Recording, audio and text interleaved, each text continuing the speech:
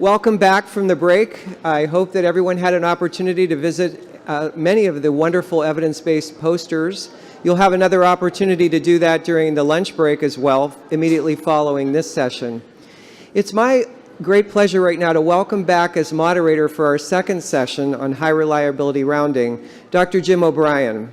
Dr. Jim O'Brien serves as Vice President of Operations in Population Health at Ohio Health, based here in Columbus, Ohio. Dr. O'Brien also serves as a physician advisor to our statewide sepsis initiative as well. Please join me in welcoming Jim O'Brien.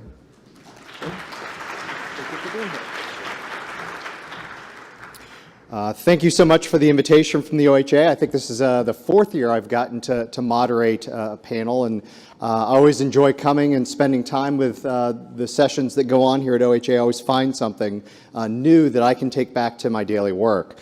I like the agenda includes the title of the executive's role in engaging care teams, which helps me because now I can go back and explain to people what my job actually is, because I get that question quite a bit since I've moved from working at the bedside to working at the desk side with an administrative role. But I'm really excited to hear from our three speakers today about the work that they are doing in their facilities and seeing how that translates to some of our work at Ohio Health. Just as a show of hands, how many of you are working in a hospital that is doing something related to Lean, Six Sigma, continuous quality improvement, has visual management boards, KPI boards, okay? And how many of you have it completely figured out? Okay. How many of you are finding that one of the struggles is having the reliability and routine of actually having that happen on a daily basis and finding the time to do so? Is that a struggle for anyone? Okay. So it's certainly a common thing that we experience at Ohio Health is how do we possibly find the time to do this? We might actually have to cancel some meetings. So I'm looking forward to what we hear today. So as Jim said, our presentation this morning is around high reliability rounding. And this really combines two different concepts, thinking about from the safety and quality literature. One is thinking about highly reliable organizations. How do we do the right thing every time? And accountable care units. How do we develop that sort of community and culture to provide care locally to those patients within the hospital? This project was led by the Department of Medicine leadership, who engaged all the relevant stakeholders, including the medical providers, including trainees, nursing, pharmacy, nutrition, rehab, medicine, case management, and social work, to create a model of geographic teams and structured interdisciplinary bedside rounds. And the other big piece of this team is the patient themselves and their extended patient, which is the family that we wind up seeing as well. And so if we think about the goals of high reliability rounding, I think there are a number of things that come into that. Number one is how do we share real-time information between the providers and the patient as a partner? How do we perform a quality and safety check every single day to see where could things go wrong and how do we anticipate and mitigate risk? And how do we engage the patient and the team in discharge planning and ensuring a safe transition of care at discharge so that we're not scrambling to do so when the patient is medically stabilized, but is something that we're being thoughtful of from the moment the patient winds up being received by us. So it's a clearly structured, lots approximately 3 minutes per patient, so be interested to hear more about that. And it's been instrumental in fostering improved interdisciplinary communication, utilization of scarce resources such as when do we use telemetry, when don't we? Improve patient safety by looking at things like if we're starting a new medication, what existing medications might interact, and creating a cohesive discharge plan, all done at the patient's bedside. Importantly, none of the presenters that are presenting today have disclosed any sort of conflicts of interest, so important for you to know that.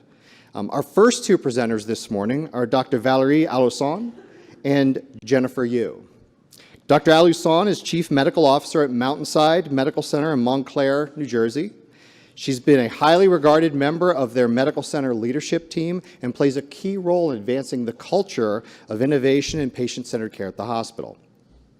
She's developed a patient safety and quality initiative that's known as High Reliability Rounding and is going to share that with us today. She holds a Doctor of Medicine degree from Université de Paris Sud. By the way, I'm guessing that's about 78% accurate pronunciation is what I'm giving me. She's also board certified in internal medicine and holds a master's in medical management degree from Carnegie Mellon University. She's a fellow of the American College of Physicians as well. Her co-presenter is Jennifer Yu, who's the acute lead physical therapist at Mountainside Medical Center, also in New Jersey, and she plays a key role in the high reliability rounding team. Jennifer holds a Bachelor of Science degree in physical therapy from Daegu University in Daegu, Korea, and is board certified in neurodevelopment treatment. Please join me in welcoming our first two speakers to the stage.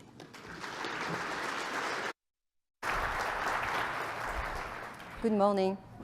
So I would like to start with a quote from Peter Drucker. Peter Drucker is one of the fathers of modern management, and he says here that the hospital is altogether the most complex human organization ever devised. And it makes sense, you know, it's a multi-level organization, very pluralistic. Everything comes in multiple missions, cultures. There are very often, because of the complexity, coordination problem, conflict, and weak linkage to hierarchical levels. Executives attend to financial performance, while other staff engage in caregiving and serve different missions. The reality is that goal settings and coordination can only be implemented effectively when the mindsets and the interests are reconciled and reformulated. The best organizations need to have integration across all levels, sharing common motivations, sharing also common socializations, and also having a two-way communication channels with mutual trust among the workers. And because it's so complex, it's also very dangerous. Hospitals are dangerous places. Lucien Lipp, who is also one of the fathers of the patient safety movement, compared the risk of being admitted in a hospital as going on jumping off a bridge with a parachute. And it's, you know, medical errors as of today is the third leading cause of death in the United States. So a way to understand the complexity and the inefficiency of healthcare is to really look at it with fresh eyes, or at least the eyes of someone else. Like, for example, the time spent on the nurse by a very the time spent on the phone by a very frustrated nurse. You know, she's unable to reach the physician. She has a lot of questions. Should I remove the catheter, the Foley catheter, and so forth? And at the end of the day, also, one of the most important things that is, you know, confused is the plan of care for the patient. Then the physician or the residents running around miles. I put a pedometer in one of my residents, and from morning to the end of the day, the residents have walked 2 miles, which is, you know, the time that these residents could have spent at the bedside with the patient.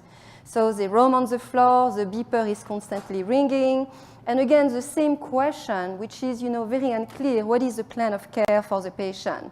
Then the physical therapy, which is being ordered on the day of discharge.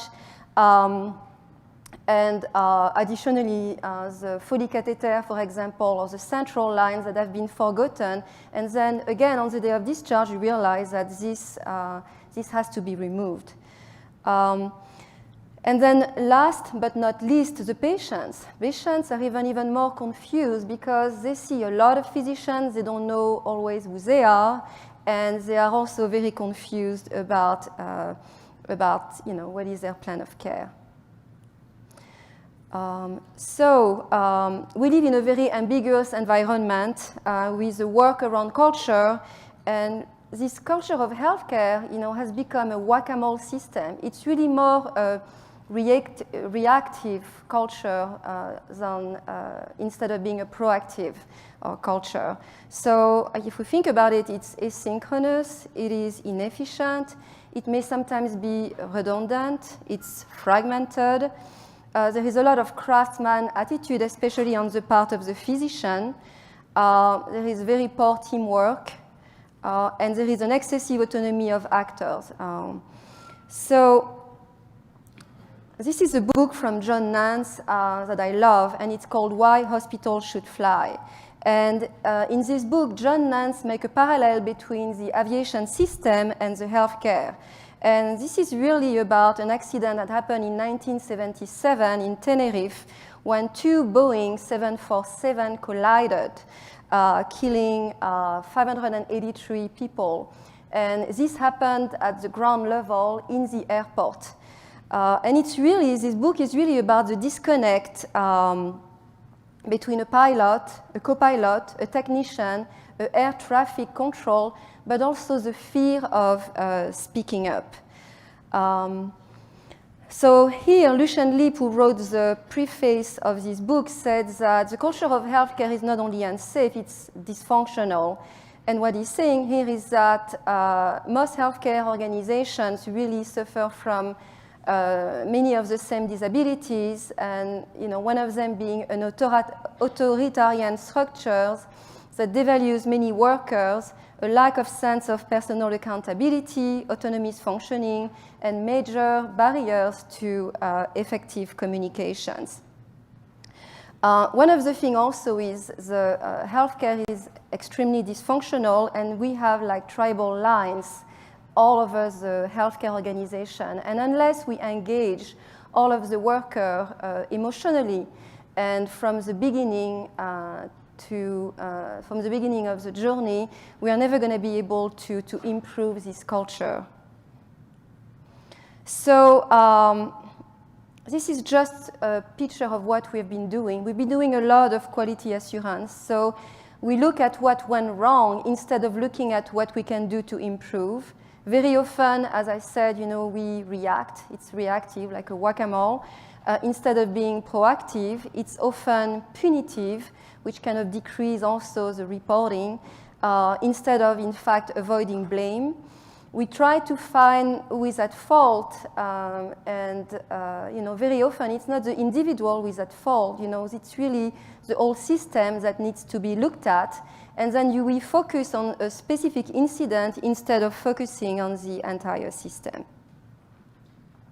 Well, this is just a graph that you can see. So this is a bell curve with the inpatient population. On the left, you have the worst of the quality, and on the right, this is the left, yes. And on the right, this is better. And what quality assurance does is really it removes the tail of the bell curve on the left.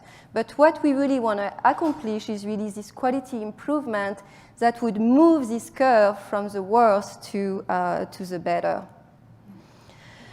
So I know we've talked earlier about highly reliable organizations, so I'll be very short on that, but highly reliable organizations are nuclear plants, the aviation system. In fact, this was a big wake-up call, this accident in Tenerife in 1977, and they completely did a 360 in the way they had their safety culture.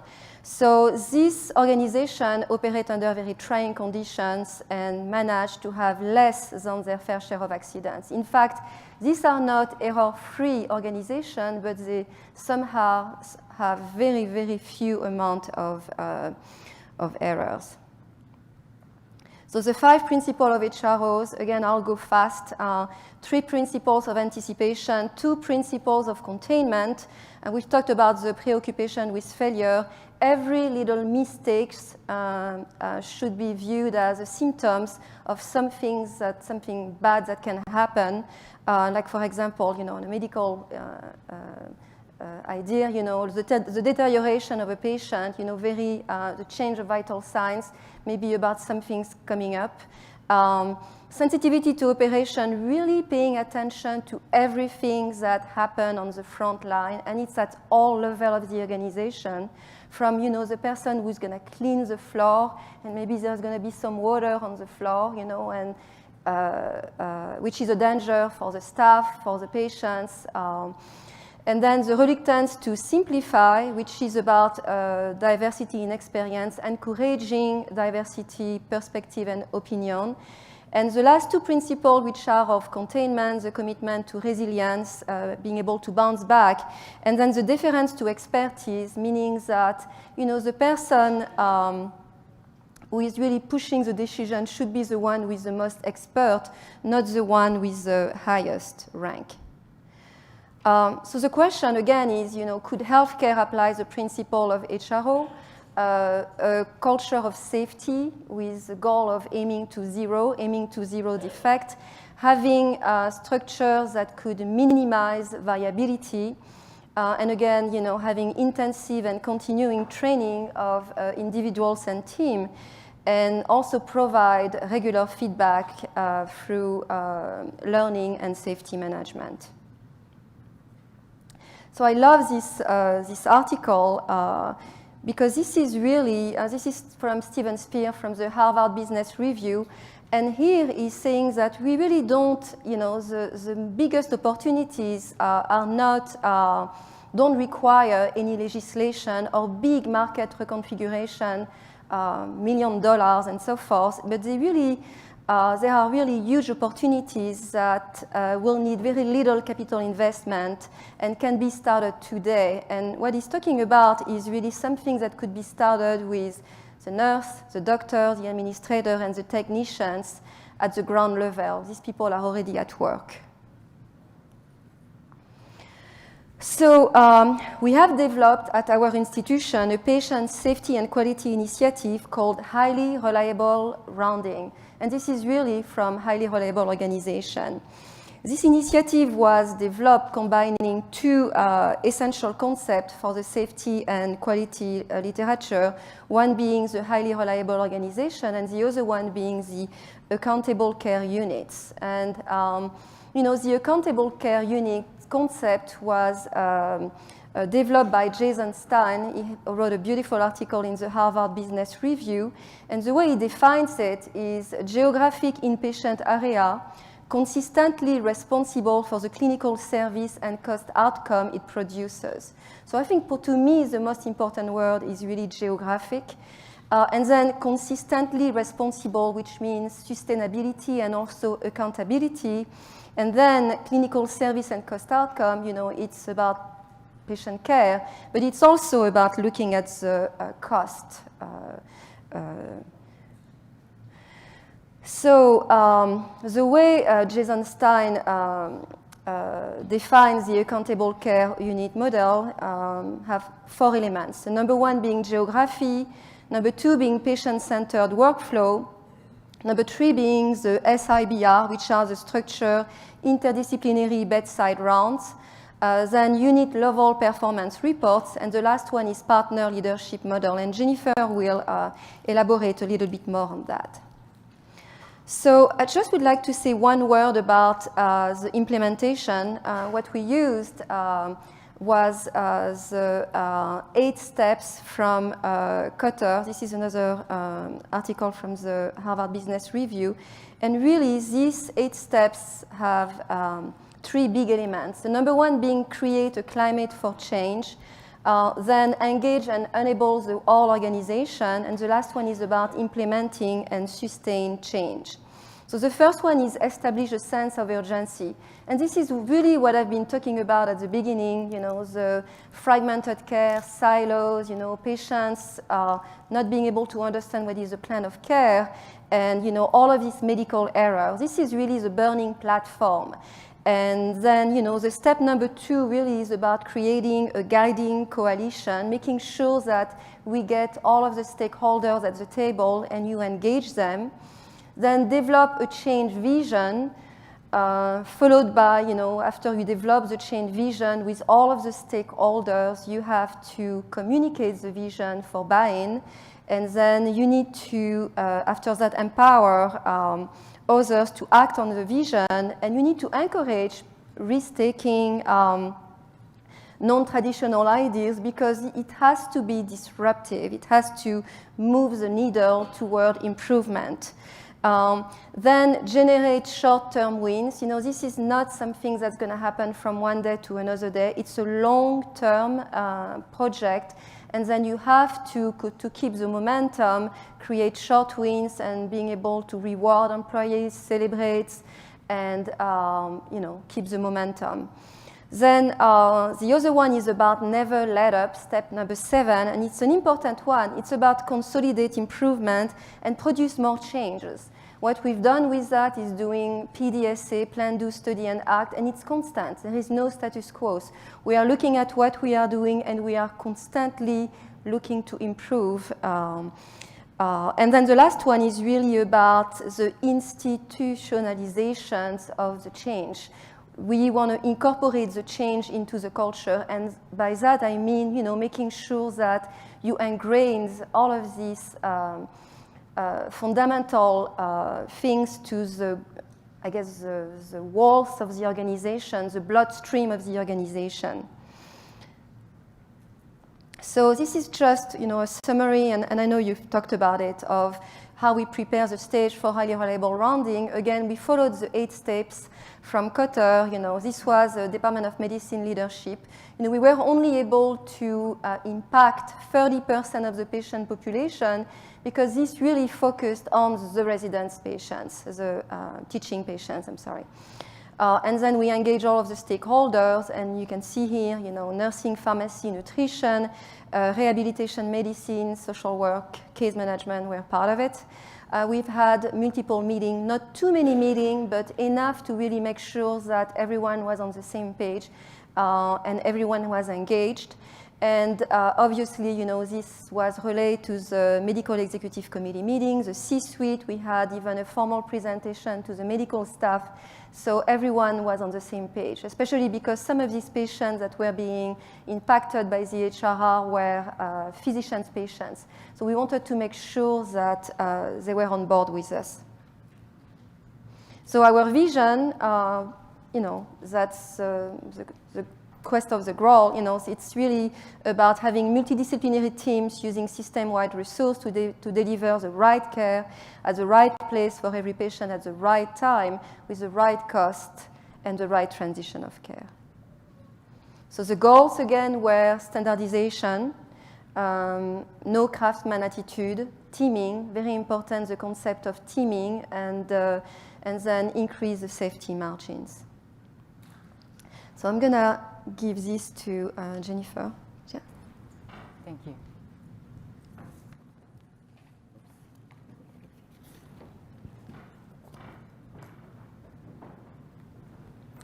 Harvard Business Review published Dr. Stein's article titled "A Remedy for Fragmented Hospital Care." This accountable care unit model has become inspiration to the birth of highly reliable rounding. The accountable care unit model by Jason Stein is a collaborative medical floor rounding that includes 4 elements. First, unit-level physician and nurse team, structured interdisciplinary bedside round, unit-level performance report, and unit-level physician and nurse partners.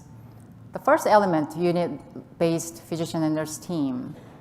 Instead of scattering doctors around the hospital, we made a section. We made a team up with the physician and nurses. So we were able to create relationship and ownership for that team. Structured interdisciplinary bedside round, we wanted to have an interdisciplinary team, rounds at the bedsides. Performance report that was done by the unit level, unlike the traditional performance report done by the hospital, we want to be focused, we want to localize. We were able to engage frontline personnel by doing it. Unit-level physician and nurse partners, we were able to create a dyad to manage unit-level personnel.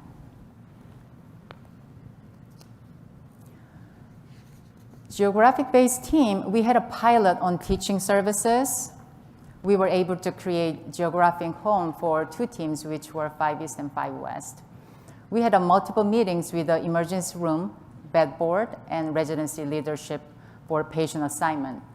As a matter of fact, this patient assignment started a month before HRR started. We had challenges. Moving from traditional physician-centered to a geographic approach was a little bit difficult for us. However, we were able to assign 70 to 80% of total patients of each physicians, which was great.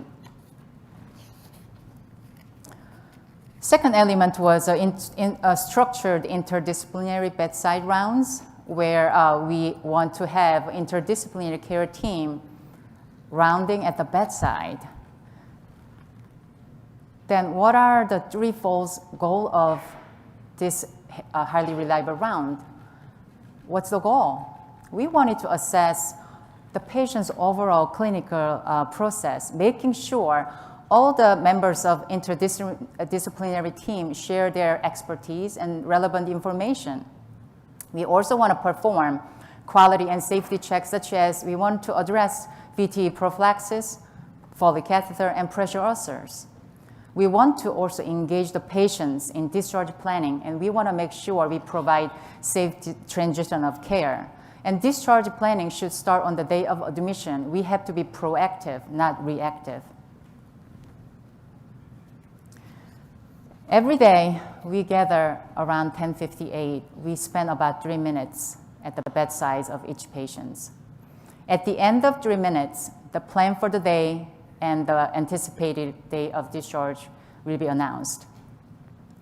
Any questions arise from this 3-minute rounding will be answered by primary care physicians. HRR team is like a Swiss Army knife with each arm with the specific functions and shape. It's all co-joined by the same body, which is patient care. So this HRR is really fast and efficient. To be able to have the round, which is fast and efficient, we have to do something, which is very important. That's a prep work of the team. Every morning, the resident distributes patient list to each floor, and whoever is assigned to the rounding on that day have to prepare. You cannot come to the meeting unprepared. Then the 3 minutes become 5 minutes, 5 minutes become 10 minutes, then we will have a delay of services.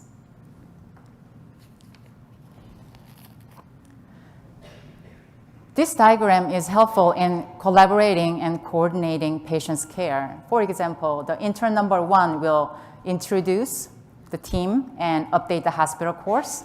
The nurse will update current status and review the quality and safety status, followed by the pharmacist, followed by the physical therapist, case managers, and at the end of 3 minutes, we will address the plan for the day and anticipated day of discharge. So I have to use a laser point. Let's see whether it's going to work here. So if I point to that person, that means that person is talking. So hi, Mrs. Smith. My name is John, intern. We are here. I brought HR team here. We wanted to discuss the plan of care, and we want to make sure everyone is on the same page, and you are included. Oh, great. Come on in. Okay. Mrs. Smith is a 75-year-old female admitted with a sepsis secondary to UTI, and she was hypotensive initially. 2-liter IV bolus was given. Nurse Jane, is she stable now? Hi. My name is Jane. Yes, overnight event. There was no overnight event. Vitals are controlled. Pain is controlled. Food and fluid is adequate. Urine bowel pull was documented. Mental status is intact. Code status documented. Activity level is out of bed to chair. Foley catheter, she doesn't have it. She has a peripheral line. Activity, VT prophylaxis is Lovenox. She doesn't have a pressure ulcer. She doesn't have a hypo and hyperglycemia. She does have a telemetry. Her full score is 7. Doctor, she still has a telemetry. Can we discontinue? Oh yeah, I will discontinue.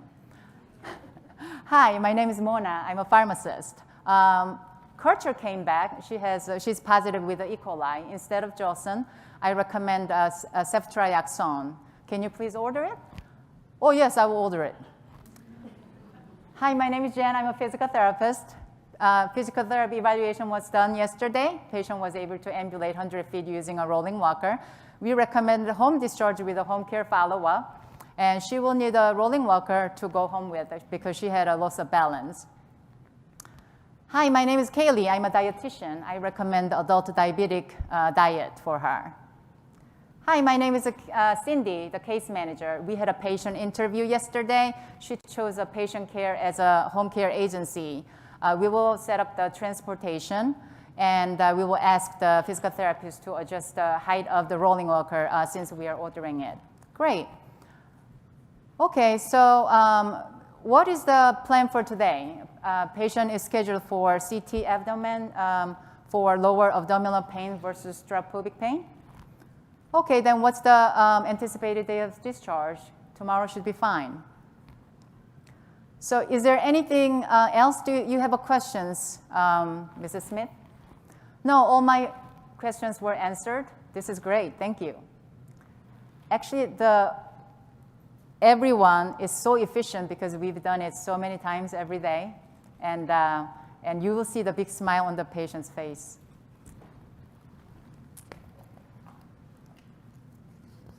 So the front of HR worksheet, we have nurses' reports such as current status, safety checklist, utilization reviews, and all the items that we are addressing. At the back of HR worksheet, we have information about the Joint Commission requirement. We have core measures of each diagnosis, such as chest pain, heart failure, sepsis, joint, and stroke. Quality and safety checklist from nursing department, we have a Foley catheter lines and VTA prophylaxis, pressure ulcer, hyperglycemia, telemetry, and fall score. And from pharmacy department, we were able to address antibiotic stewardship. We were able to discontinue unnecessary medications and duplicated medications. So HRR is a structured presentation. We did a rehearsal, and we prepare on our own. And we join together, we perform in front of the patient. So who are the cast? The cast are patient, patient family, attending nurse, intern, resident, pharmacist, physical therapist, nutritionist, case management, social worker. We also had a simulation of HRR with the house staff prior to the start date of March 16, 2015. Atul Gawande, who's a surgeon and a writer, said, "We have every indication. However, where people in medicine combine their talents and efforts to design organized service toward common goals for patients, extraordinary change can result. There are pit crews." You are looking at the photo of pit crews repairing and refueling, doing mechanical adjustment at the same time. Atul described cowboys herding thousands of cattle. The cowboys have a tightly organized team with each specific personnel has a different function. They have protocols and checklists for bad weather, emergency, and upcoming inoculations. Each team members were cohesive, not fragmented. Even cowboys function like pit crews now. Maybe it's for us to join them. We give trifold HRR brochure to patient before HRR start to set the expectation.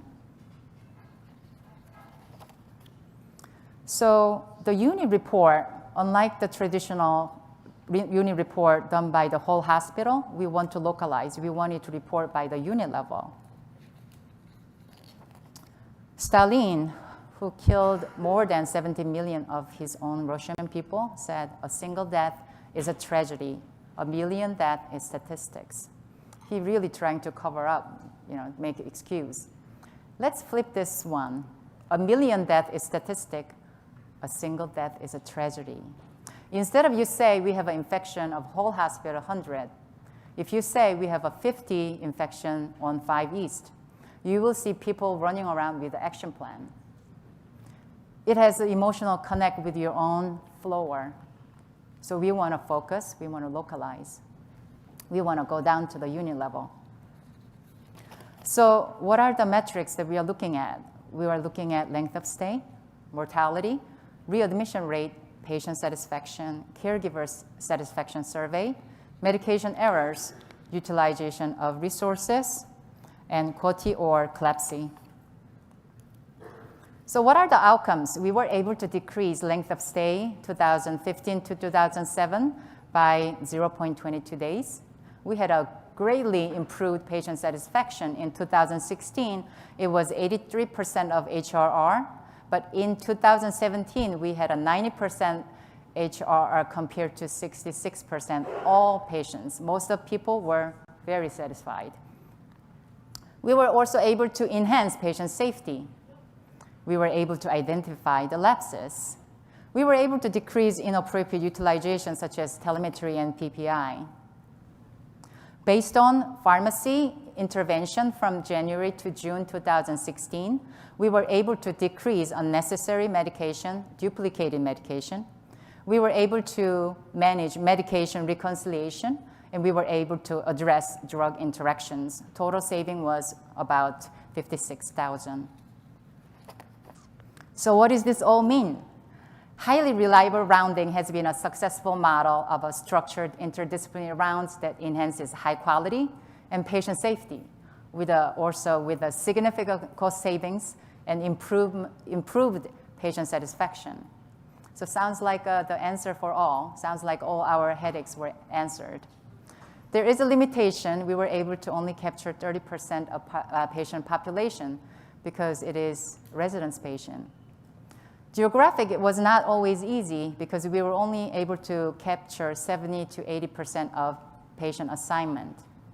It also requires significant amount of resources. We are still striving for answers. We are very near to the answer, I believe, and we will be back with the answers. Thank you for listening.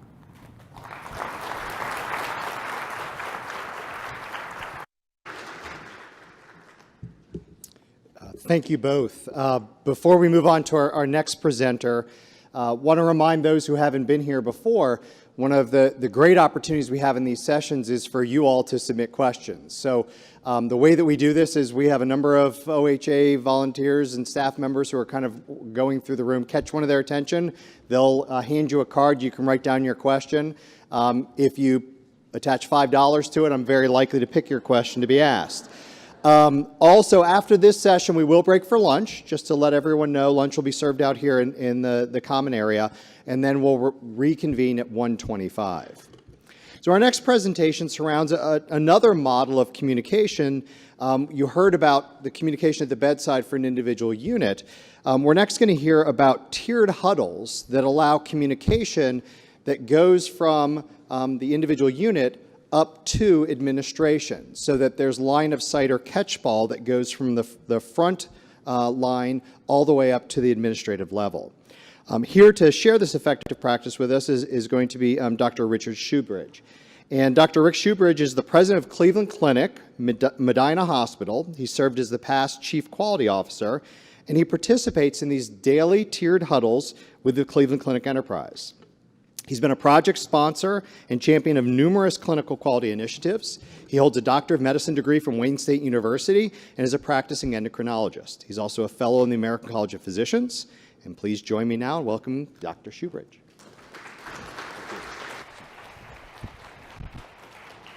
Thanks, Jim. It's my pleasure to share the Cleveland Clinic experience of tiered huddles. We've been at it now system-wide for about a year. What I'd like to show you this morning is not just how we do it every day, but how we developed the process, got it going. You can't just turn it on system-wide with 66,000 employees and expect it to be working. You have to sort of develop it and roll it out and learn as you go. And it's an iterative process, as you'll see. So I'd like you to think that you are the new CEO of the #2 healthcare system in the United States and also the world, as ranked by U.S. News and World Report. That what are you going to tell your caregivers about how you want things taken care of? Well, Dr. Mihaljevic, who started in January of 2018, has asked all the Cleveland Clinic caregivers to organize their care around 4 main priorities. Take care of the best care of patients possible, patients first as always. Take care of each other as caregivers, making sure it's the best place to work in healthcare.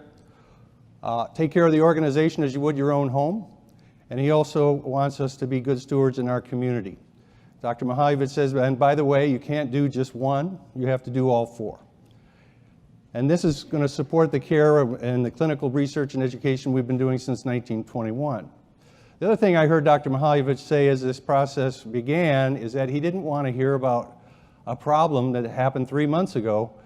He wanted to hear about it as close to real time as possible. So that's where the tiered huddles comes in, bringing problems to the top on a daily basis. So what are they? They're brief, focused daily conversations that allow communication all the way up the chain to the C-suite. So critical issues can be escalated within hours and you get enterprise-wide attention to your problems, as you'll see as we talk about the different tiers. This is obviously a cartoon representation of how this works, getting lots of different caregivers to report up, and then it gets smaller and smaller as we go through the different tiers, and I'll explain these tiers in a second.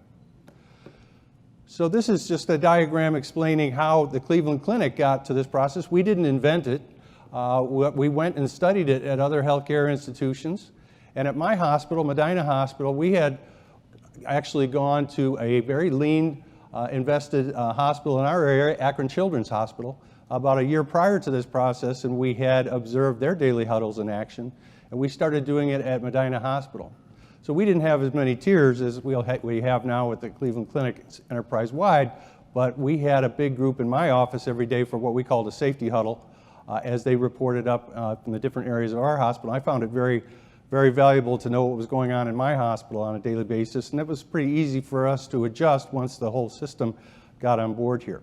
What you can see from the process is that we didn't start at the top, we didn't start at the bottom, we were going to start in the middle, tier 2 and 3, which are manager-focused huddles, and we started in just one location in the system and then roll it out little by little at the downtown main campus, then at a regional hospital, in this case Hillcrest, and then all Northeast Ohio hospitals are part of it as of just about over a year ago. And we also included our Florida hospitals now in this as well. So the outpatient clinics also report in a tiered huddle fashion, but they do it in a separate chain, and they report out after the hospitals report out at the tier 5.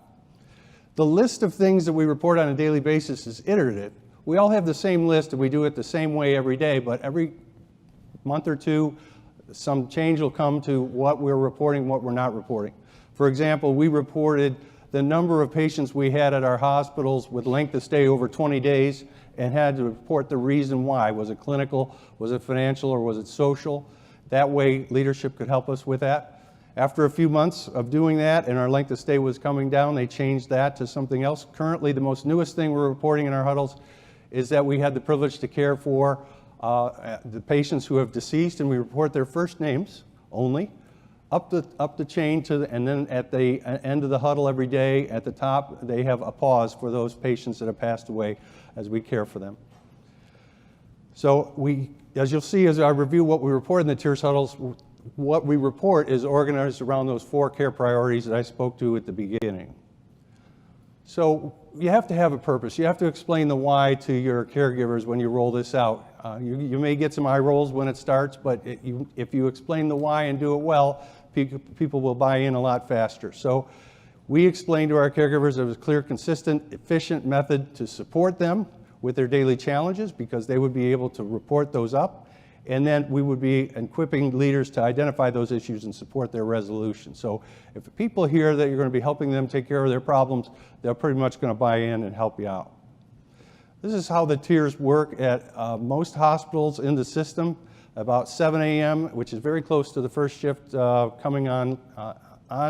The unit level gets together with their managers and supervisors. It's occurring not only at the nursing units, it's occurring with environmental services, it's happening in the cafeteria, it's happening in all different groups of caregivers at any different area of the hospital.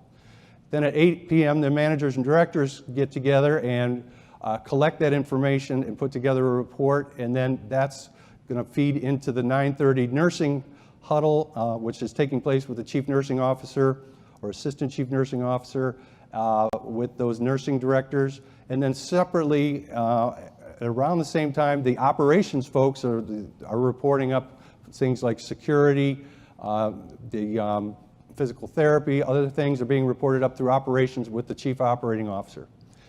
At 10 a.m., a report is brought to my office from each of these huddles, and I review it with my executive team to make sure that we're reporting the right metrics and have everything ready to go at 10:15, where enterprise-wide, all the regional hospitals and Florida hospitals get on a conference call. It's actually a Skype call where we can see what's going on in the room down at main campus. And we have Each hospital president will report out for their hospital. If the hospital president is not available, like I'm here today, so I wasn't available for this, we had our chief operating officer do the huddle. So the chief nursing officer, our chief medical officer, any of them can do this, this report at 10:15. And then by 11 a.m. every morning, the CEO is at Tier 6, hearing from the Operations Council what happened across the enterprise today, and I'm going to show you that in just a second. So what are the tools you have to do this? Basically, it's very simple. 3 things. A huddle board in each area where visually represented is what the metrics are that we're reporting up to the next level, so everybody can see that. A huddle template, which is the report that I get to report off every day when I give my report, and I'll show you that. And then an action register. Sometimes when you give your report, you'll say something about an event that needs to have further follow-up. And the person at the level above you will ask you to report out on that again the next day, what you found out. So it's very helpful to write those things down on the action register so then the next day when you're being asked what happened with Mrs. Smith yesterday that you told us about, you're ready to take care of it and report on it. So I'm going to show you some pictures from our hospital. This is our nursing Tier 4 huddle board, and I know it's kind of small. You can't exactly see what the different columns are, but across the top are the different units of our hospital, and then across the left side of the board are all the things we report out in our report. And I'll be going over those separately in just a second. You might say, you know, that's a lot of busy work to put all those zeros and slashes up there every day if nothing's happening. But it's really an accountability piece for each of those units to come up and put that information on and make sure we're not missing anything. If you just left it blank, then you really aren't validating was or wasn't there an event. You're going up there and you're putting it up there. So every nurse from the different units puts that information up and then they sit down and have their huddle. Here's my chief operating officer's tier report. She's a little more buttoned up than I am in the other areas. She likes to have her report put on a spreadsheet for me, and I'm grateful for that. In addition, she gives me other information about that is above and beyond what the huddle report you'll see is. You can see in the middle here, number of patients with length of stay less than 3, 2 to 6, greater than 5 days. That's important information for us. How many OBS patients do we have? How many are on the OBS unit per se, and how many are spread throughout the hospital? That's another metric we're working on. So she likes to give other additional information that helps me out. This is the huddle report that I'll read off of as the call gets underway at 10:15 every day. And there are different events there. We're going to go through those separately in just a second, but you can see there's things written on there that I need to report out on each of the categories there. And then on the right, as we talk about the organization, those are more number-based because it has to do with the operation of the hospital. So this is what we see when we call in downtown. This is in the chief nursing officer's office. She has a very fancy glass board that is on the wall. And just as we do in our hospital at all our different levels, they're entering in the information as we call in and do our report. She's filling in that board. You can't see across the top there because I cut it off, unfortunately, but all the columns across the top are different hospitals in our system. And so by the end of the call, this entire board is filled up, and it has all the information that's needed for Dr. Mihaljevic to see how his enterprise is doing on a daily basis. And we get this done in 25 minutes. Rarely goes beyond 25 minutes. Start at 10:15, we're out of there by 10:45. He's got his information by 11 a.m. This is very messily written action report because it's mine and I'm a doctor. So this is how I keep track of what's happening. And just to give you an example there, the first one there is LWBS, which is left without being seen. Our target for left without being seen out of the emergency room is 1% or less. So if you get on the call and report it was 5.25%, you best be able to give an explanation as to why that was. And in this case, and it usually is that you're going to get, if you get a large number of patients who come in all at once and you're having trouble with a little bit of throughput in your emergency room, you may have some left without being seen. And there's some other things on there, and then we say who the contact person is, whether it was completed. You see one of them, we had to do a CIR, a critical incident review. So a lot of those things are on there because if you get asked the next day to report on that. So what is our report built on? The first part of it is that first part of the care priorities, caring for patients.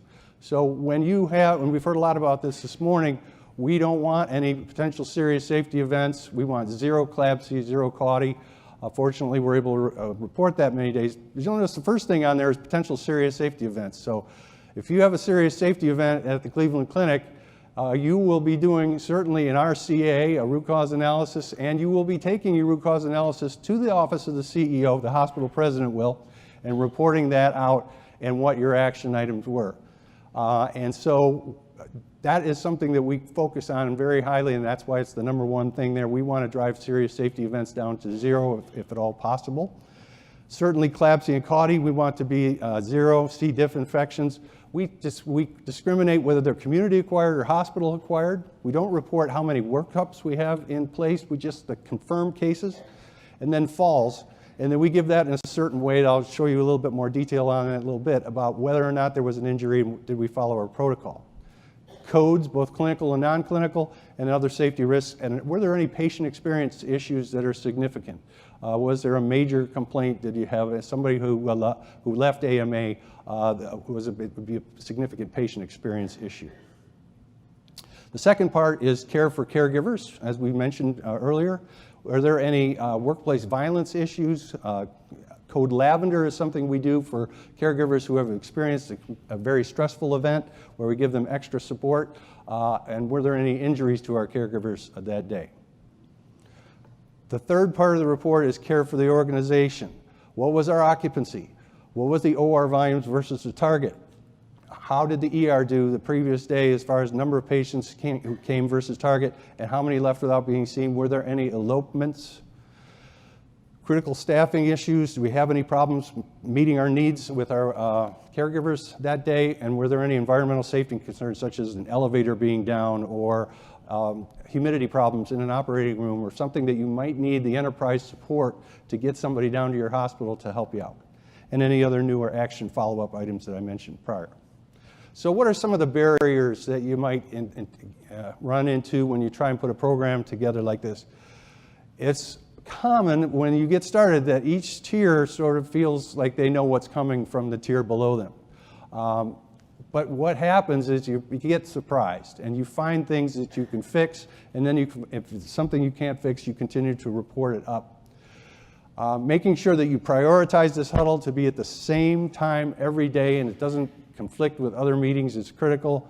And then making sure that people see this as a continuous improvement activity, not just a robotic-like report out.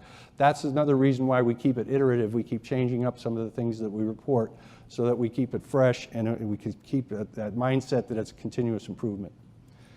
If they run too long, just like in the rounding you spoke of, we certainly are going to drag into people's day, and we don't want to do that. We don't want lip service to people's concerns. We want real concerns that need to be addressed. We want to make sure stakeholders are participating at every level. I'm certainly looked at whether or not we're participating because everybody else in our hospital has to participate. And we're not looking for quick fixes. There may be some quick fixes out there, but if there's room for a root cause analysis or a little bit more continuous improvement activity on that, that's going to be good for your hospital to engage in. And we had continuous improvement help guide us through this entire process, and they were at the table with us, sort of hand-holding as we got started, making sure that we're doing things in the right order and making sure that it got started. And that was very helpful at the beginning when we didn't know exactly how we were reporting or whether we were reporting correctly. So the benefits are pretty spectacular. We have you're able to spot trends, the leadership is, and even hospital to hospital, as you hear each hospital report out their issues, you learn from them. So we found out very quickly on, we were very amazed at the number of code violates. So violence, workplace violence events that we were having in our hospitals, because every hospital will report actually a surprising number of these code violates, and we report whether or not they're hands-on or not, whether the security officer had to intervene. There's less chaos about who's going to solve my problem because you get accountability as it goes up the chain. And there's an accountability piece for the tiers below, knowing, hey, Dr. Shoebridge has to report to the CEO's office every day on this. we're going to make sure we report what we want because we know that that information is going to get to the top if it's of significance. So they know I'm accountable. It helps the whole team be accountable. Some of the things we've seen specifically at the Cleveland Clinic as far as systemic issues getting addressed much quicker is that we were doing this badge in, badge out to get on our electronic medical record, and a lot of hospitals were having some problems getting that up because they didn't have enough resources. Reporting that up to the top tends to get the IT department to send people to your hospital to make sure that that gets fixed quickly. We had a problem with oxygen regulators in the room having the proper number, and when we heard that other hospitals were having a problem with that, it prompted us to check our hospital and make sure our oxygen regulators were good. Similarly, we learned things about drug testing turnaround time, and we also learned about what we should do for bloodborne pathogen events for guests or students in our hospital. It's rare that that would happen, but it can happen, and then what's the proper way to address that? So policies have been generated out of this. Some of the things that we're seeing at Intermountain, which was one of the early pioneers, and they're out west at tiered huddles, is they saw improvements with their capacity. Patient safety issues were brought up quicker as far as defective devices, and we've seen some of that as well. Serious safety events are much more transparent, and the learning is spread throughout the enterprise quicker. They saw fewer C-suite grievances. Now, we don't allow C-suite grievances at the Cleveland Clinic, but just kidding. But that was a big concern. But you're going to get your concerns addressed through this on a daily basis, and information is also spread quicker. So investigation of falls. So when you talk to, there's a lot that people, nurses who've worked on falls know that there's a lot of details about what really happens with a fall. Did the patient have the proper fall risk assessment? Did we follow the risk assessment? Was the fall assisted to the ground by a caregiver? Was an injury sustained? Do we have the right interventions in place? Did we use the bed alarm? One of the things we're really working on is bathroom assistance within arm's reach for high-risk patients.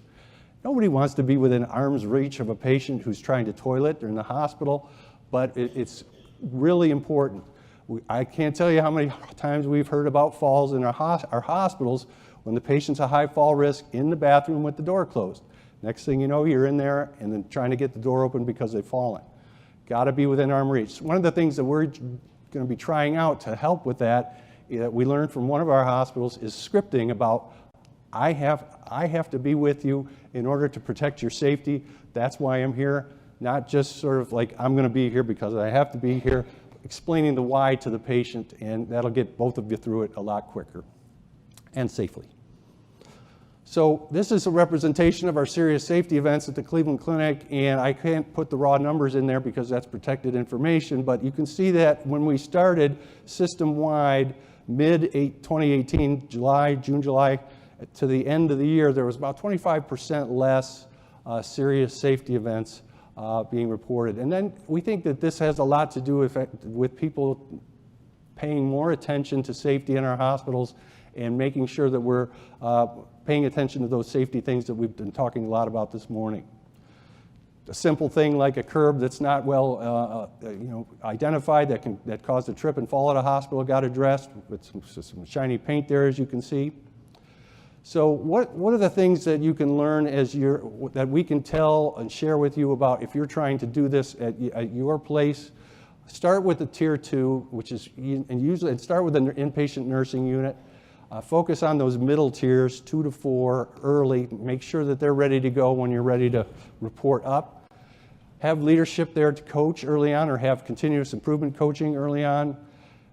Every once in a while, visit the tier below the one that you're reporting to. So every once in a while, I'll go to the operations huddle, to the nursing huddle, just to observe their process in sort of a Kaizen, or Gemba approach to sort of watch what their process is and make suggestions if we see that it's not working well. And continuously reinforcing the purpose of the huddles is good, that we're getting information both up and down the chain, and that if we don't identify the problem, that's the problem. Some of the other lessons we've learned is get all the information on the huddle board. Don't skip writing in information. Make sure that you use the same order every day. Start on time, keep it brief. Obviously, we mentioned that. And then get that action register and anytime you're getting that report from any caregiver, any concern at any level, the first thing that should be said to that caregiver who brings it up is thank you. And then the next question should be, are we following our policy? Do we have a policy around that? And then that helps you get to the bottom of the problem. So I heard our CEO, Dr. Tom Mihaljevic, explain tiered huddles at a board meeting. We had our big board meeting where we have the board members from all the hospitals together, and I wrote down a number of quotes from him that day when he was talking about this process. And he's very proud of it, and it gives him tremendous information. And there's some good pearls on this slide that I was happy to hear him say, because he supports us as we are working on safety with our patients. This is Dr. Margaret McKenzie. She is a colleague of mine. She runs South Point Hospital, and I got this off of LinkedIn, and she's very eloquent in describing how it helps her. She talks to, in this blurb, about how it helps her learn from other hospitals as we hear that report out every day, and that's been an unexpected benefit of that call-in we do every day. And it's not just people at Cleveland Clinic who are experiencing good benefits of tiered huddles. This is some other things I saw on LinkedIn, people just spontaneously saying things about tiered huddles and how it's been beneficial to their processes. So it's great to see that people are getting this process benefits all across the nation, actually. So that leads me to my last slide about what we're doing ongoing. This process allows Kaizen type processes or small improvements to take place on a daily basis across the enterprise, which is great. And then making sure that we tie that in to those care priorities that we talked about at the beginning, or our focused organizational strategy is what's ongoing. Keeping that fresh, make sure it supports our care priorities is what's going to be our ongoing work to make this process successful. So thank you very much, and I'll be happy to take some questions.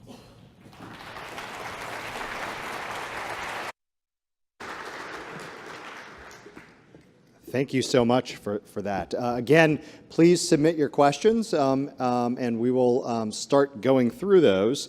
I'll be sorting them as our panelists are answering them. I'm going to start off with a question for Dr. Alusan. Regarding the patient and their involvement in the high reliability rounds. Kind of two related questions. One is how do you guys manage the patient and family member who has 45 minutes of questions, which is invariably the concern clinicians have? And what experience have you guys had with dissatisfaction or patient anxiety about these rounds? So I think it has to do really with creating expectations. And when we talked about the brochure, really the brochure pretty much is given to the patient when the patient is being admitted, and that describes the goal of the round and and also the way the round, the different elements of the round, the fact that this is only a 3-minute round that really address safety and quality. This is not the physician round, this is not the teaching round. It's something very specific to make sure that the quality and the safety checkpoints are being met. If a patient, and for some patients who have, like, let's say, infectious disease that require isolation, obviously we would not go in the room. Patients with change of mental status who are not able to hear the rounds, we also would not go in the room. And, Jennifer talked a little bit about the preparation, and the preparation also has to do with if you have a family that is upset and angry and so forth, we really try first before getting into the room to speak to them and make sure that this is okay to come in and do the round at the bedside. Obviously, when we stay outside of the room, it doesn't mean that we don't answer, that the questions are not being addressed, but again, a lot of it has to do with preparation and really creating expectations with the family. And the patient. Thank you. A question that I think also is related to this, Jennifer, is question about how do you incorporate, this is on the training, this is on the teaching service. Rounds traditionally are a place where teaching occurs.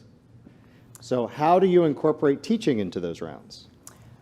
This HRR is only for, the focus of this HR is communication and clear plan for the patients. So it's a little bit different than teaching. So we want to focus on patients' plan during this highly reliable round. Residents have their own teaching services in a kind of separate time, but this time we have to really spend about 3 minutes. It's all about the patient care. So it has two different visions. And if I may say, you know, they love it because the fact is that there is less disruption during the day, during morning reports, during noon lecture, because all of the information have been shared and, you know, there is less phone calls. And the nurse also, nursing staff, case management, obviously there are always questions during the day, but it's a lot less. So this is, you know, the number of phone calls and beeps, you know, is very disruptive. Thank you. Dr. Shoebridge, how do you guys handle weekends and holidays? Did you predict that one? We currently do not do the tiered huddles on weekends or holidays. Now, some of the larger hospitals have put in place a miniature version of the huddle process just for their hospital due to the complexity of the larger hospitals. But we don't have that process currently on weekends or holidays. And what's the impact of that from your guys' perspective? I think it may have, you know, it's been described to us as a potential future state. So we may be rounding on weekends and holidays at some point. So I think it may have implications for length of stay of patients because we have patients who may not be able to get that pre-cert over the weekend and so forth, and nobody's looking at that over the weekend, and those becomes 2-3 days where you could have done something. So one of the common themes that I hear in all three of your presentations is, first of all, that where you are right now is probably not where you started. Right. Where you are right now, you also probably hope isn't where you ultimately finish. One of the challenges I find in my own brain is invariably I come up with the exceptions about why our next version won't work perfectly. How do you guys manage the resistance that comes from someone thinking about the one time out of 1,000 where it won't work, and therefore we shouldn't try for the other 999? I think it's very important to have all the different department participation because we did the rehearsals, we did a simulation of like a playing. It's a short, but we kind of gathered together. We spent a short time of kind of performing. So each department assumed their responsibility, and like, for example, pharmacy department, the department head will say, okay, 10:30, who's going? Okay, I will go, Mona. Okay, 11 o'clock, who's going? Richard is going. Okay, you guys prepare this. So like physical therapy department, we have different therapists assigned to each therapist. What I recommend to my therapist or myself doing it, if I'm going to 10:30, I set alarm in my phone, like 3 minutes before alarm goes off. Automatically, I get up. I try to be on time. Time commitment is very important. Also, it's important to have some kind of a round manager go around. Hey, are you ready? Who's coming? Okay, let's go all into the patients, and let's all have a professional manner in front of the patient. So yes, there is a one person always like, oh, do we have to do this? I have a million things to do. I have to drop my medication. I have to go here. But if you have somebody that goes around saying, are you ready? Do you need help? Do you want me to help you out so you can report? If you have that kind of person, because we've been doing it so many times and kind of because we break down into unit level and we are like, co-workers and, okay, you need help? Okay, I will send the help for you. And we are kind of on our foot all the time, busy organizing. But by doing it, also we are very efficient in patient care as well. I think what you see as the similarities between our projects is that we both spend a lot of time explaining the why to our caregivers, and in your case with the patients, and that it's highly structured, it's expected, it occurs at the same time every day. Those types of things help drive the continued success of the project because the expectation is there that it's going to get done. And I would agree with that. I think this is very important to have clearly in mind the why and to have the vision. And at the end of the day, sometimes you may have to remove people who really undermine the vision that you have, the vision for the organizations. So to that end, at the table, we've got a physician who's leading the way. We've got a physician CEO leading the way, setting those expectations. What do you recommend to people who want to do this, but their leadership's not willing to change? What would you guys recommend? That's a difficult. Not that exists in this room, right? It's like the old saw of all politics is local, right? So it can be done at a local, at your own unit level. Getting that input just from the caregiver to the manager is going to be very valuable for that manager on a daily basis. And then, even if these huddles are not occurring because the leadership is not there, that manager will have the information at a moment's notice if their higher up says to them, well, what are the issues on your unit today? They'll have that information. So I think it's not invaluable to encourage it at any level, even though you may not have the whole formal structure all the way to the top. I think the responsibility of administrative staff are very clear. You have to be organized, you have to have a vision. So if one of your leadership is not on board, you really have to sit down and you demonstrate your desire of this program. You lay out your expectations and roadships and your vision, and then ask for input for that person who's kind of resistive and you think he or she thinks that it's not going to work. Then ask for, okay, what would you do if you were me and who has this vision and I know this will work, and what do you think you have? Do you have any alternative plan if this doesn't work?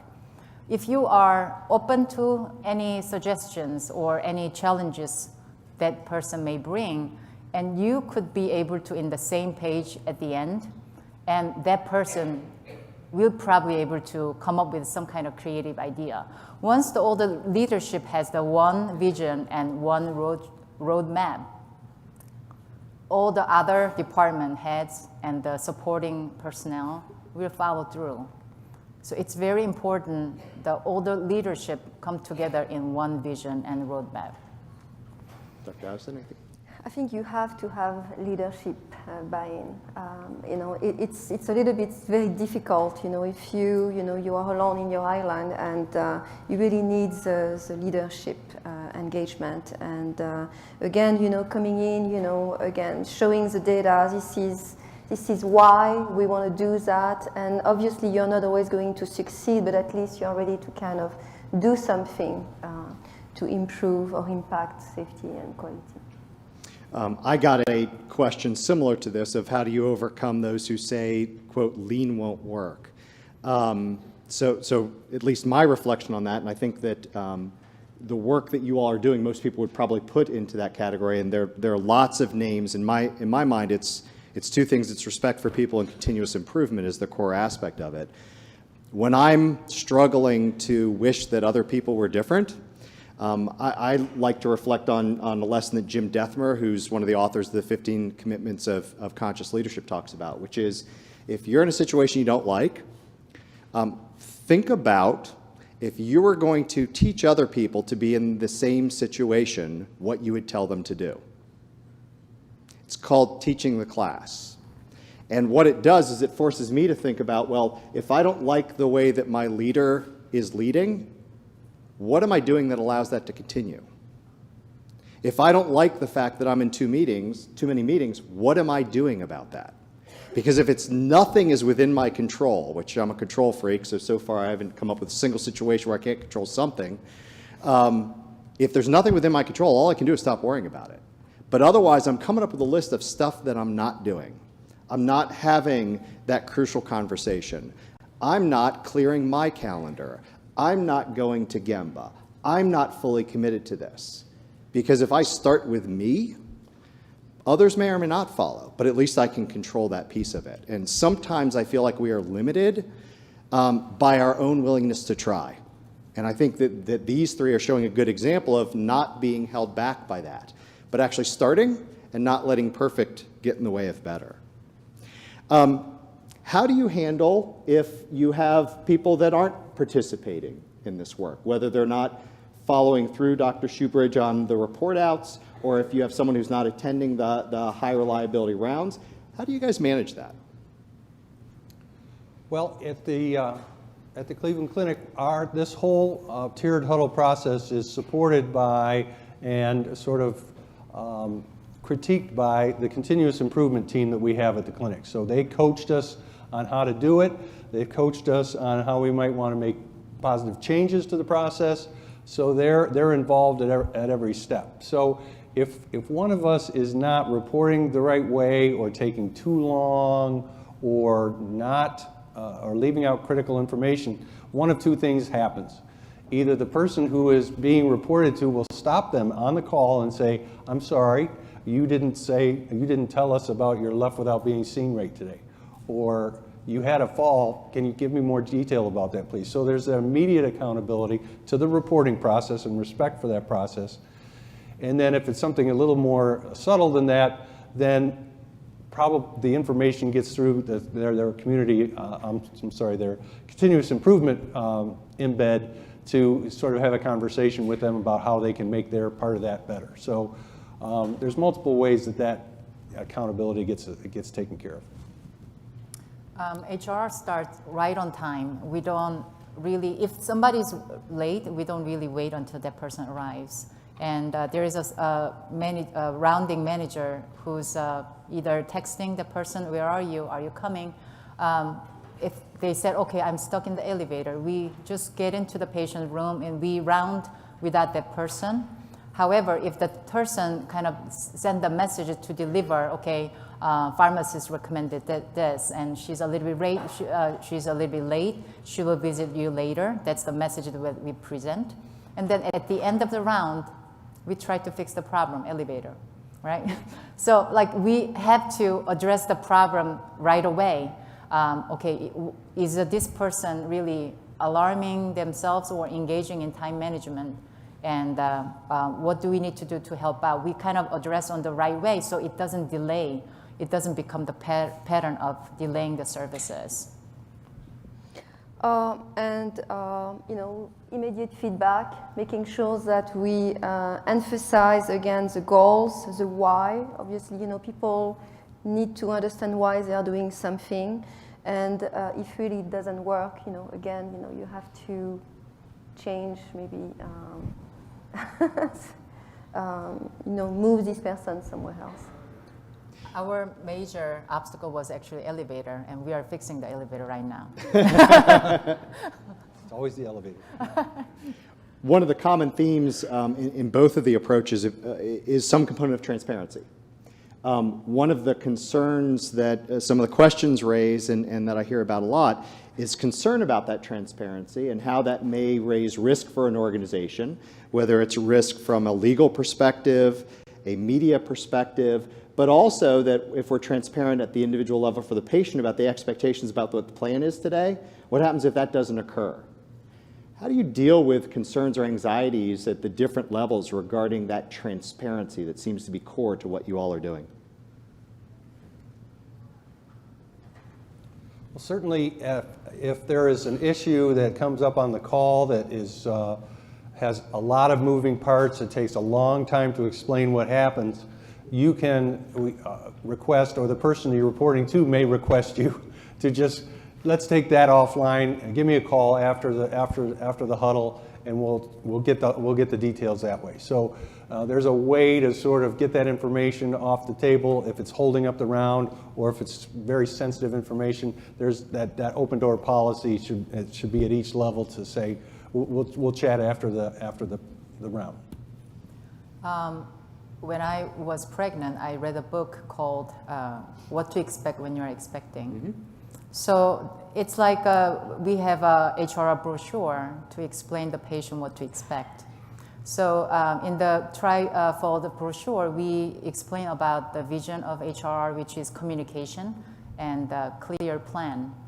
And also we want to really take a short time with you, and it doesn't replace your time with the communication with the physicians. And you have a right to refuse the HR if you do not want. So if you kind of set the expectations to the patients, I think that will somehow calm down the anxiety patient may have. It doesn't reduce like 100%, but a lot of people after they read, they feel better. Okay, I will have these services soon. Whatever I have questions, I will ask them at the time. So having some preparation by the patient is really important to set the mind. There will be always patient with a high anxiety. And so HR was proven to really calm the patient and control the anxiety issues of the patients. I think transparency is essential, and in some ways, it takes us out of our comfort zone, but it improves the partnership with the patient, the trust relationship, and the care in general.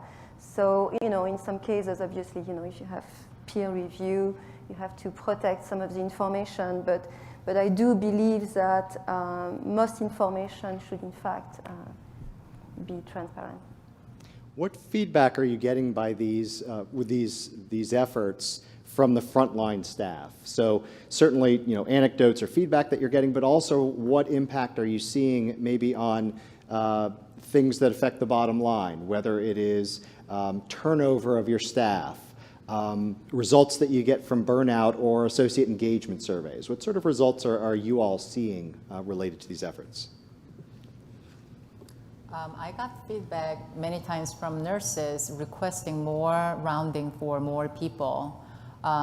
So if the nurses have some people who are on the rounding and some patients who are not, they were asking, can we discuss these people who are not on the round? And then we were like, okay, we don't have that patient. So like with the time and with the geographic challenges, but because nurses actually loves to do that because they can ask all the questions to the doctors right there. So it clears their plan for the day for them. So even they come up to ask, hey, how about my other people? And so this is something that we have to develop, how we're going to incorporate all the patients into the rounding. What we hear from our caregivers is that it's sort of become like muscle memory to them now. They know that they're going to do a huddle right after they check in for the day, but that it'll be brief. It'll be at the same time every day, and it won't, extend into their work. So they'll just get the information that they need and give the information they want to give, and they're done, and then move on. So I think if you respect the process and make it easier for them to get that done and out of the way, then they'll participate. Time saving. It's interesting because also some of the patients, we have some rooms with 2 patients, and the patient who is not being impacted by the round sometimes go and say, what about me? And sometimes it's difficult, to carve, a certain population of patients who don't get the same care. But, they love it. As I said, the nursing staff, residents, case manager, the information is really being shared, and they're able to go with their days with what they need. So what are the barriers to you guys scaling this to all of the patients? You mentioned a couple times 30% of your patients wind up benefiting from this. Mm-hmm. What are the barriers to getting it to the other 70%?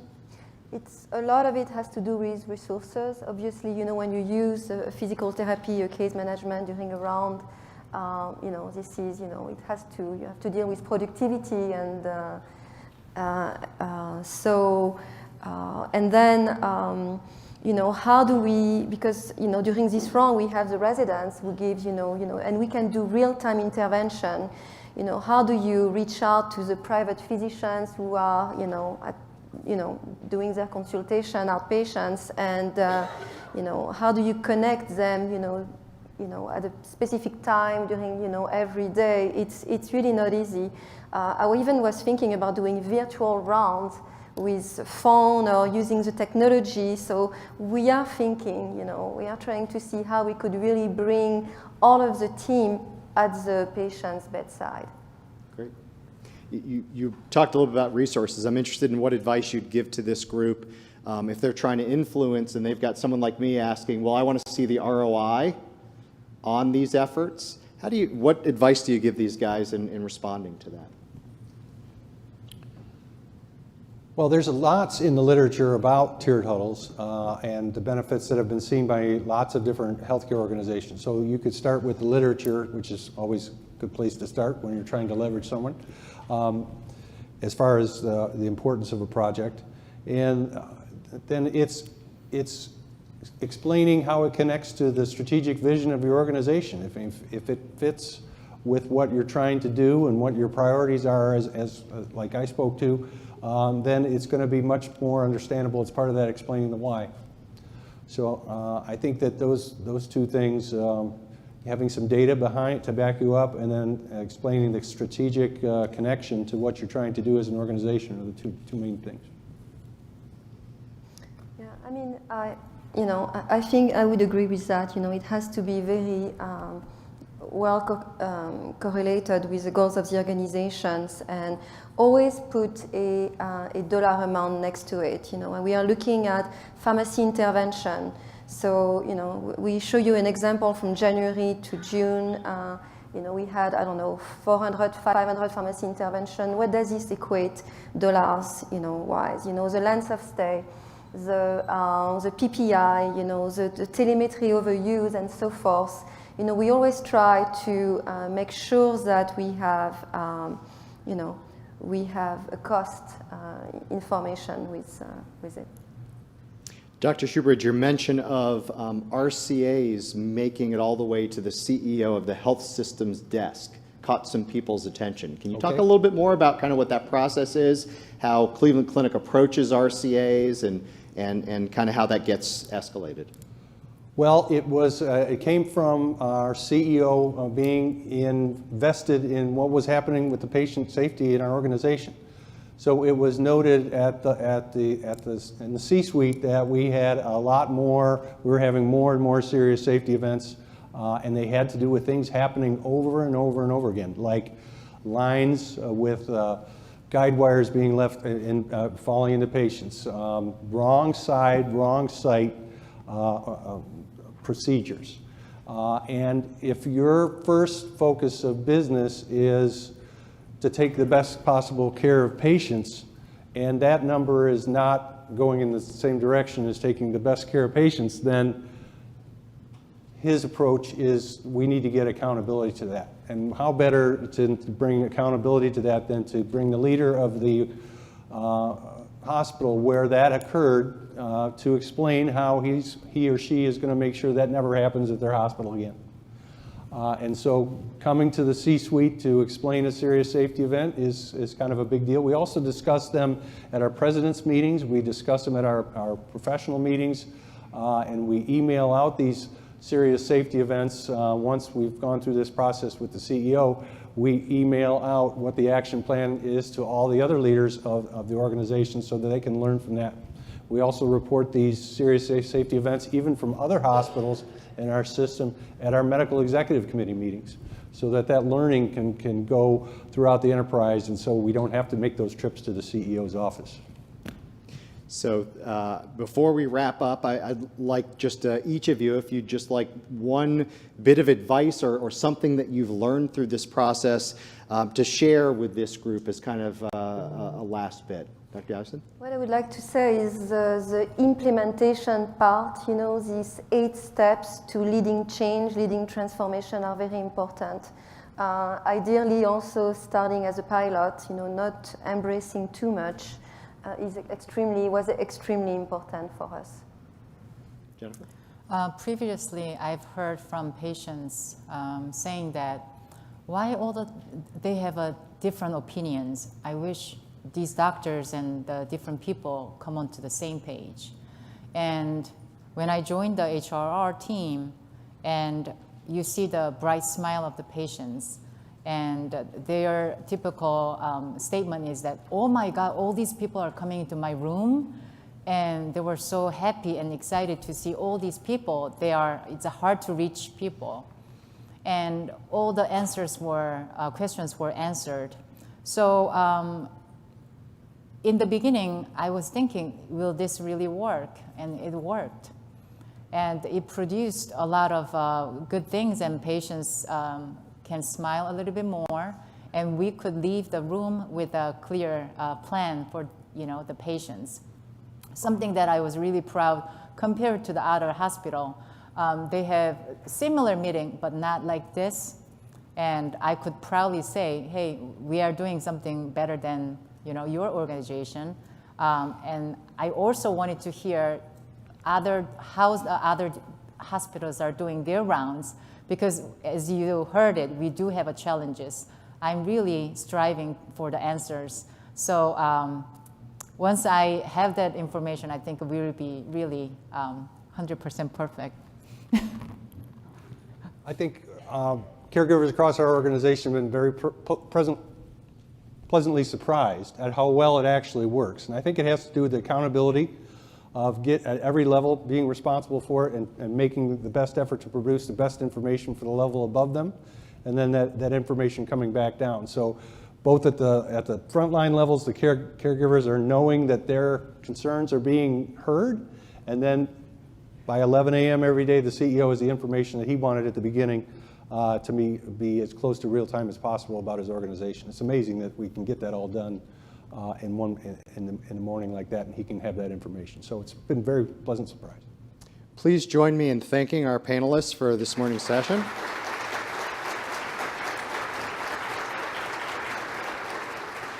So we're going to break for lunch and ask that you be back here at 1:25. Before we do, I think what I challenge you all to do is use these examples as inspiration. I challenge you to think about one thing that you can try when you go back to your hospitals, when you go back to your care sites, that you can try to see if you can improve things. So enjoy your lunch, and thank you very much.